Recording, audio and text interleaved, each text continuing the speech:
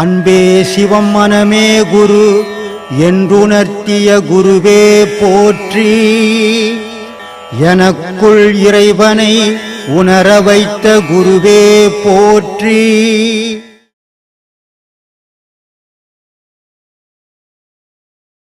ஆத்மான சாமி புல்லாகி பூடாகின்னு சொல்கிறாங்க சாமி. ஆமாம். இப்போ சாதாரண பக்தியில் இருக்காங்க. பக்தியில் இருக்கிறவங்களுக்கு அடுத்த பிரிவு என்னன்னு தெரியாது. நமக்கு இந்த பாதையில் போகிறனால ஏதோ உச்சத்துக்கு போகிற மாதிரி இருந்தால் அடுத்த பிரிவு மனுஷ பிரிவுக்கு கன்ஃபார்மாக ஓரளவுக்கு தெரியும். இப்போ பக்தியில் இருக்கிறவங்களுக்கு அடுத்த பிரிவு என்னன்னு தெரியாது. அப்போ திருப்பியும் நம்ம இந்த பாதையில் போயிட்டு இருக்கும்போது அடுத்த பிரிவு மனுஷ பிரிவு நமக்கு தெரிஞ்சு போச்சுல. இப்போ புல்லாகி பூடாகினா எந்த ஃபஸ்ட்டு அங்கே போயிடுமா, இல்லை திருப்பி மனுஷ பிரிவு கிடச்சிருமா, இல்லை எப்படின்னு கன்ஃபார்மாக தெரியுமா எனக்கு? நீ என்ன செய்யறியோ அதுக்கேற்ற மாதிரி பிறவி வரும். நீ வாழும்போது மனுஷனாக வாழ்ந்தனா கன்ஃபார்மாக மனுஷ பிறவி நிச்சயம். வாழும்போதே மிருகமாக வாழ்ந்தனா அந்த இன்னொரு மிருகத்துக்கு தான் நீ போவ. புரியுதா? அப்போது இந்த மனுஷ பிறவி வந்தது காரணமே கல்லுலேருந்து மரம் செடி கொடி மாடு ஆடு தேவர் வரைக்கும் போய் அறக்கிற வரைக்கும் போயிட்டு தான் கடைசியில் மனுஷ பிறவியில் சேர்ந்துருக்கோம். அப்போ இந்த பிறவியை நாம் உறுதிப்படுத்திக்கணும்னு நினச்சானவே முதல்ல நாம் ஒரு ஒழுக்கத்தில் நிற்கணும். நின்று அதை இறந்தவங்களுக்கு மட்டும்தான் மனுஷ பிறவி நிச்சயம். இதில் பக்தியா யோகமா ஞானமான்றதெல்லாம் அப்பாற்பட்ட பிரச்சனை. அப்போ பக்தியில் இருக்கிறவங்க இறந்துட்டா வேறு பிறவி கிடைக்குமானா அப்படிலாம் கிடையாது. ஒழுக்கமாக வாழ்ந்தாவே தர்மத்தோடு வாழ்ந்தாவே அந்த சிந்தனையோடு வாழ்ந்தாவே மனுஷ பிறவியை தவிர வேற ஒரு பிறவி அவங்களுக்கு கிடைக்காது. இப்போ மனுஷ பிறவி இருந்தால் தான் நம்ம கடவுள் அடையவே முடியும் நம்ம. ஆமாம். அப்போ பக்தியில் இருந்து நல்ல பக்தியில் இருக்காங்கன்னா அவங்களுக்கு மனுஷன் அடுத்த பிறவி மனுஷ பிறவி கிடைச்சா தானே அவங்க கடவுள் அடையிறதுக்கு முயற்சி பண்ண முடியும். அதுதான்ப்பா, நல்ல பக்தியில் இருக்கிறவன் மனுஷனாக தானே வாழ்வான். ஆமாம். அப்போ அவனுக்கு மனுஷ பிறவி தான் கேரண்டி, வேற ஒரு பிறவிக்கு அவன் போகிறதுக்கு வாய்ப்பே கிடையாது. அப்போ யோகம் பண்ணாலும் மனுஷ பிறவி கிடைச்சிடும். யோகம் பண்ணாலும் அதுதான் கன்ஃபர்மேஷன் கிடைக்கிது. முதல்ல அடுத்த பிறவி மனுஷனாக பிறக்கிறதுக்கான ஒரு உறுதி தான் இங்கே ஒழுக்கமாக வாரவனுக்கு. மற்றவனுக்கெல்லாம் என்ன ஆகுனா திரும்பி என்ன பண்ணுவான், இறைவன் கீழே இருந்து ஆரம்பிப்பான். 1ஆம் கிளாஸ் மண் போ, கல்லா போ, மரமா போ, செடியா போ, ஒரு கோயா போ, ஆடா போ, மாடா போனா அங்கேருந்து ஆரம்பிப்பான். அப்போது இந்த பிறவி மனுஷ பிறவி எடுத்தே நம்மளால் முடிக்க முடியல. இன்னும் நம்ம கீழே இருந்து வந்தோம்னா எந்த காலத்தில் போய் முடிக்கிறது? முடிக்கவே முடியாது. அப்போது இங்கே பக்தியாக இருந்தாலும் அதில் நேர்த்திப்படி நின்னாங்கன்னா எத்தனை பிறவி எடுத்தாலும் அவங்க மனுஷனாக தான் பிறப்பாங்க. யோகத்தில் முடிக்க முடியாமல் போனாலும் அவங்க மனுஷனாக தான் பிறப்பாங்க. வேற ஒரு பிறவி அவங்களுக்கு கிடைக்காது. ஏன்னா அதுக்கான செயல்பட்டுருக்காங்க. இங்கே பக்தியில் இருக்கிறவங்களுக்கு இந்த பாதை நமக்கு தெரிஞ்சு போச்சு, இதுதான் நல்லதுன்னு. ஆமாம். பக்தியில் இருக்கிறவங்களுக்கு அது தெரியல, அது பக்தி தான் எங்களுக்கு சிறந்ததுன்னு சொல்கிறாங்க. அப்போ பக்தியில் இருக்கிறவங்களுக்கு இது தெரியாமல் போது அவங்க விதியாது இல்லை அடுத்த பிறவிக்கு அவங்களுக்கு மனுஷனாக போகிறதுக்காக வெயிட் பண்ண வச்சுருக்காங்களா? அப்படி இல்லைப்பா. அது என்னென்னா எப்பவுமே ஒரு கூட்டமாக சேர்ந்து செய்கிறது எல்லாராலையும் முடியும், எல்லாராலையும் முடியும். ஆனால் ஏன்னா அங்கே மனசுக்கிட்ட போராட்டமே கிடையாது, மனசை பற்றி சிந்திக்கிற நேரமே கிடையாது. அங்கே யாராவது மனசை பற்றி யோசிக்கிறாங்களா? பக்தியில் வருவாங்கன்னா மனம்ன்ற கான்செப்டே அங்கே கிடையாது. நான் போகிறேன், எனக்கு முன்னாடி இறைவன் இருக்கிறான், நான் அவனை விழுந்து வணங்குறேன், அவனை ஆராதிக்கிறேன், அபிஷேகம் பண்ணுறேன், எல்லாம் பண்ணுறேன், எனக்கு ஒரு சந்தோஷம் இருக்குது. இதெல்லாம் பண்ணிவிட்டு நான் சந்தோஷத்தை என் மனசில் எடுத்து போகிறேன். ஆனால் இங்கே என்ன பண்ணுறேன், மனசை அழிக்க முயற்சி, மனசுக்கிட்ட நான் போராட்டம் நடத்தினுக்கிறேன். ஏன்னா இந்த மாதிரி பயிற்சிகளை என் மனசு பண்ணவே விடாது. அப்போ தினம் நான் என்ன பண்ணுறேன், அதுக்கிட்ட சண்டை போட்டுன்னுக்கிறேன்.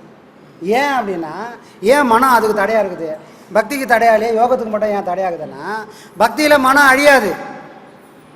ஆனால் யோகத்தில் இதை அப்படியே நடத்தினே இருந்தாங்கன்னா தன்னை அறியாமலே மனமானது அழிய ஆரம்பிச்சிடும்.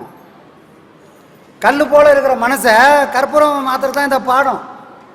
கற்பூரம் என்னாகும், காற்றுல கரைகிற மாதிரியே ஒரு நாள் கரைஞ்சி காணா போயிடும். அப்போ நாம் என்ன பண்ணுறோம், இந்த கல்லை என்ன பண்ணலான்றதுலாம் யோசிக்கல. இந்த பாடம் என்ன ஆகுது, பண்ண பண்ண பண்ண பண்ண இந்த கல் ஒரு நாள் கற்பூரமாக மாறும். இந்த கற்பூரம் கட்டி காற்றோட காற்றா கரைஞ்சி போயிடும். அப்போ நம்ம பண்ண வேண்டியது இதை தான் பண்ணிட்டு இருக்கிறோம். அப்போ என்ன பண்ண மனம், இவனை இதை இங்கே பண்ணக்கூடக்கூடாது அப்படின்னு 1000 விஷயங்கள் நமக்கு முன்னாடி போடும். நாம் மறந்ததெல்லாம் நமக்கு ஞாபகத்தினே இருக்கும். புரியுதா? ஏன் கெடுக்கணும், ஏன்னா அவன் வாழணும். மனசோடு வாழ்ந்துக்கிற மனுஷனுக்கு மரணம் நிச்சயம். யாருக்கு மரணம் இல்லைன்னா மனசை யார் அறுத்தாங்களோ அவங்களுக்கு மரணம் கிடையாது. இங்கே இறக்குறவன் இன்னொரு பிறவிக்கு தான் போவான். ஆனால் மனசை அறுத்தவன் இந்த உயிரோடு இருக்கும்போதே செத்தவனுக்கு சமம். ஏன்னா அவன் யாரையும் பிரித்து பார்க்க போகிறதில்ல.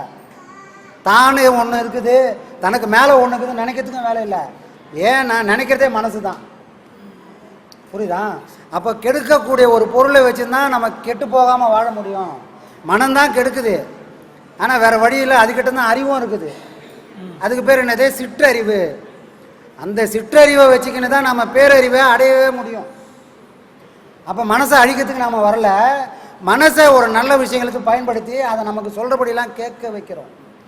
கேட்க வச்சா அது ஒரு அறிவு பொருளாக மாறும். புரியுதா? அந்த அறிவை கொண்டு தான் நம்ம இறைவனை அறிஞ்சதுக்கப்புறம் இந்த மனம்ன்றது ஒன்றும் இல்லாத போயிடும். புரியுதா? அதுதான் சாமி விஷயம். இன்னொன்று சாமி, சிற்றின்பங்கிறது ஒழுக்கத்தில் சேருமா? சிற்றின்பங்களே, சிற்றின்பம்ங்கிறது ஒழுக்கத்தில் சேருமா? ஒழுக்கத்தில் சேரும். யாருக்கு சேரும்னா, ஒரு மனைவி பொண்டாட்டியும் புருஷனாக இருக்கும்போது அந்த சிற்றின்பம் தானே. ஆமாம், அது ஒழுக்கம் தானே. அது ஒழுக்க கேடுன்னு சொல்ல மாட்டாங்களா? ஒழுக்க கேடுன்னு சொல்லல, அது ஒழுக்கத்தில் சேர்ந்தது தான் அது. ஏன்னா அது உயிரோட தேவை. இப்போ பசிச்சா நீ சாப்பிட்றல, பசிச்சா எப்படி வேணா சாப்பிட்லாம், எப்படி வேணா சாப்பிட முடியல. நீ உழைச்சும் சாப்பிட முடியும், 4 வீட்டில் திருடியும் சாப்பிட முடியும். ஆனால் பசி தான் உன்னோட தேவை. புரியுதா? அப்போ சிற்றின்போன்றது அதை முறையாக படுத்துகிற வரைக்கும், முறையாக செய்கிற வரைக்கும், முறையாக அனுபவிக்கிறதுக்கும் அது பாவம் இல்லை. அது ஒருத்தனுக்கு ஒருத்தியாக இருக்கிற வரைக்கும் அது எந்த தப்பும் இல்லை. அது அளவு கடந்து பார்க்குறதெல்லாம் எனக்கே சொந்தம்னு நினைக்கும் போது தான் அது பாவமாக மாறுது. இல்லை நான் பிறந்ததே இதுக்குன்னு நினைக்கும் போது தான் அது பாவமாக மாறும். எதுலையுமே ஒரு நிதானத்தோடு இருக்கும்போது அதனால் எந்த பாவமும் கிடையாது. ஓகே சார், சரிங்களா? அது தேவை. ஆத்மானம். ஆத்மானம் சாமி. ஆத்மானம் சாமி. ஆத்மானம் சாமி. ஐயா, நான் இப்போது நான் பிறந்ததுலேருந்து நிறைய பாவங்களை செஞ்சுருக்கேன். பாவத்தை செஞ்சுட்டு ஒரு நல்ல வேலைக்கு வெளிநாட்டுக்கு போயிடுறேன். வெளிநாட்டுக்கு போயிட்ட பிறகு இது ஆன்மீகத்தில் நமக்கு ஒரு தெளிவு பெற்றவருக்கு 4 பேருக்கு உதவி செய்யணும் அப்படின்றதுக்காக என்னுடைய சம்பாதனத்தில் இந்த மக்களுக்கு நம்ம ஆசிரமத்துக்கோ ஏதோ நம்ம அந்த பணத்தை அனுப்புகிறோம். இந்த பணத்தை அனுப்புறதுனால, இந்த பணத்தை ஆசிரமத்துக்கு அனுப்புறதுனால அதனால புண்ணியம் வருமா? புண்ணியம் வருமானு கேட்குறீங்க. ரைட்டு. இது என்னென்னா, நீங்கள் இப்போ நான் ஒத்துக்குனீங்க சில விஷயங்களை நான் நல்லா பாவம் பண்ணியிருக்கேன், அந்த பாவத்தை தீர்க்கணும்னு எனக்கு ஒரு மனசில் தோணுது.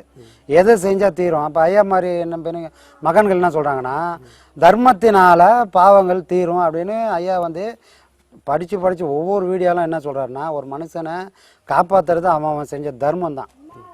பாவப்பட்ட பிறவியாக பிறந்தா கூட இன்ன வரைக்கும் அவங்கள பாதுகாப்பாக வச்சுக்கிறது அவங்கவுங்க செஞ்ச தர்மம் தான். அப்போது தர்மத்தை நிறைய பண்ணுங்க அப்படின்றது தான் ஐயாவோட அடிப்படை கான்செப்டு. தர்மம் பண்ணுங்க, அதனால் நீங்கள் மட்டும் இல்லை உங்கள் பரம்பரையே அதனால் பாதுகாப்பாக இருக்கும் அப்படின்றதுனால தான். இப்போ தர்மம் பண்ணுற இடம், அப்போ தர்மம் பண்ணுறவங்க என்ன பண்ணணும் அப்படின்னா, இது அதாவது பெரியவங்க சொல்லிக்கிறாங்க, பாத்திரம் அறிந்து போடு அப்படின்னுக்கிறாங்க. எதை? பாத்திரம் அறிந்து போடணும். பிச்சை எடுக்கிறவன் பாத்திரம் அறிஞ்சு கேட்குற மாதிரி போடுறவங்க என்ன பண்ணனா, இது அதுக்கு தகுதி உள்ள இடமா, இதை போட்டால் இது கரெக்டாக நடக்குமான்றதையும் பார்க்கணும். ஏதோ தர்மம் பண்ணுறான் யாருக்கு வேணா பண்ணலாமான்னா அதனோட பலன் உங்களுக்கு சேராது. புரியுதுங்களா? இப்போ பாத்திரமா இல்லை கதாபாத்திரமா? கேட்குறவன் குணம், கேட்குறவனை பற்றி உங்களுக்கு தெரியணுன்றது தான் பாத்திரம். ஒருத்தர் கேட்குறாங்க, அவங்கள பற்றி உங்களுக்கு நாலேஜ் இருக்கணும், நல்லா தெரிஞ்சணும். இப்போ நம்மளை வாட்ச் பண்ணுறவங்க நமக்கு நிறைய பேர் உதவிகள் செய்கிறாங்க. அப்போ அவங்க என்ன பண்ணுறாங்கன்னா, நம்மளை தொடர்ந்து கவனிக்கிறாங்க. இப்போ ஐயா ஜீவ சமாதி அடைஞ்சி ஒரு 10 மாதம் ஆயிருக்கு. இன்ன வரைக்கும் நமக்கு எந்த உதவியும் நிற்கலை. அவங்க தொடர்ந்து செஞ்சுட்டு இருக்காங்க. என்னன்னா, அவங்க தொடர்ந்து நம்மளை கவனிக்கிறாங்க, இவங்க ஐயா சொன்ன மாதிரியே நடக்கிறாங்களா அப்படின்றதுனால, நடக்கிறதுனால தொடர்ந்து உதவிகள் வந்துகிட்டே இருக்குது. அப்போ நீங்களாம் அந்த மாதிரி பண்ணணும் அப்படின்னு நினச்சா என்ன பண்ணணும் அப்படின்னா, நாம் கொடுக்குறோன்னா அந்த பலனை நாம் அனுபவிக்கணும். நீங்கள் தர்மம் பண்ணுறீங்க, அந்த தர்மத்துக்கான பலன் உங்களுக்கு வேணும்னா நீங்கள் கரெக்டான ஆளை தேர்ந்தெடுத்து பண்ணணும். ஏதோ கேட்குறவங்க அவங்க யார் பேரை ஒன்றா வச்சு கேட்கலாம், அவங்களுக்கும் பேரை சொல்கிறவங்களுக்கு எந்த சம்மந்தமும் கூடாமல் இல்லாமல், இப்போ ஐயா பேரை சொல்லி கூட நிறைய பேர் கேட்கலாம். அப்போ அவங்களுக்கும் ஐயாவுக்கு சம்மந்தமானா எந்த சம்மந்தமும் இருக்காது. இந்த ஆசிரமம் கேட்குதுன்னா அது விஷயமே வேறு. இந்த ஆசிரமம் நீங்கள் எல்லாம் பார்க்குறீங்க, இங்கே என்னென்ன நடக்குது, ஐயா சொன்ன மாதிரி தான் இங்கே நடந்துட்டு இன்ன தேதி வரைக்கும் அப்படி தான் நடந்துடுது. அப்போது நாம் கேட்டாலும் யாரையும் தனிப்பட்ட முறையில் யாரையுமே கேட்குறதே கிடையாது. நாம் எப்படி கேட்குறோம், எது ஒரு விஷயமானப்பா நாங்கள் இதை பண்ணுறோம் அப்படின்னு வெளிப்படையாகவே ஓப்பனாகவே ஸ்டேஜ்லேயே கேட்குறோம். அப்போ அந்த மாதிரி கேட்குறதுலாம் யாரையும் தனிப்பட்ட முறையில் யாரையும் ப்ளேம் பண்ணுறதே கிடையாது. அப்போ ஆனால் மற்றவங்க என்ன பண்ணுறாங்கன்னா, ஐயா பேரை சொல்லி கூட கேட்கலாம், நான் ஐயாவுக்கு அப்படி பண்ணுறேன், நான் இப்படி பண்ணுறேன், இதை பண்ணினுக்கிறேன், அதை பண்ணிக்கிறேன்னு. ஆனால் அதெல்லாம் சரியான வழிமுறையானா அது இல்லை. அப்போ இந்த இடத்துல தான் நீங்கள் பாத்திரம் அழிஞ்சு போடணும்.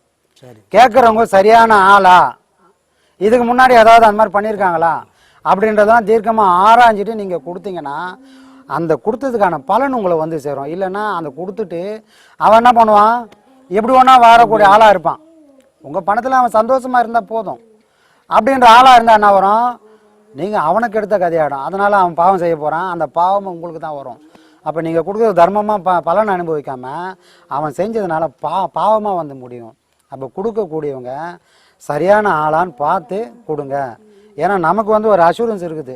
ஐயாவோட இடம் அந்த அவர் என்ன சொன்னாரோ அதில் ஒரு நூல் அளவு கூட இன்னி வரைக்கும் மாறவே இல்லை. அப்போ நம்மள மாதிரி ஆசிரமம் கொடுக்கும்போது உங்கள் நோக்கமும் நிறைவேறும். ஏன்னா ஐயாவுக்கு கொடுத்த விஷயங்கள் இன்றைக்கி எல்லாம் பாருங்கள், எல்லாமே சுத்தமாக இருக்குது. இதெல்லாம் எது ஐயா காலத்துக்கு அப்புறம் இப்போ நாமளாம் அதை அனுபவிக்கிறோம். அப்போ நாமளாம் போயிடுவோம், அடுத்தடுத்து வர தலைமுறையும் அதை அனுபவிக்க போகுது. அப்போ தர்மன்றது எத்தனை தலைமுறை வந்தாலும் அது அப்படியே தான் நிலச்சி நிற்க போகுது.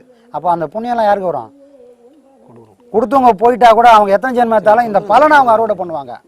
அப்போது இது தெரிஞ்சு அது கரெக்டான ஆளாக தெரிஞ்சு கொடுத்தீங்கன்னா உங்களோட பாவமும் கழியும், அந்த தர்மத்தோட பலனும் உங்களை வந்து சேரும். தலைமுறையாக அது உங்களை காப்பாற்றும். அப்போ இந்த விஷயத்தில் நீங்கள் கவனமாக இருங்க.